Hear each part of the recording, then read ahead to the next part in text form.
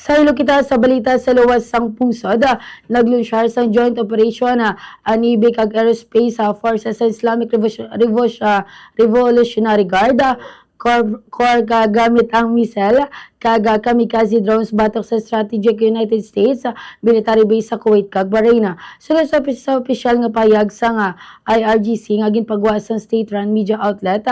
sa isa ka press TV ang malapnagon nga pag-atake ang direkta nga sabat sang Iran sa mga naunang opensiba ka pag-atake sang US military batok man sa mga pasilidad kag pwersa siniya. Target man sa mga drone kag missile ang installation kung sa diin nahamtang ang mga soldado sa Amerika sa nasambit man nga mapungsod sa Middle East. Nagpaandam man ang pamunuan sa Revolutionary Guards nga ang mga paglapas sa US sa nagaluntad nga ceasefire matag nga paglapas sa Clause 1 sang Islamabad Memorandum of Understanding. Sa sini nga rason, ginpandaman man sa Iran na sambit nga mapungsod nga ang violente nga matikang magatuga man sang bugos nga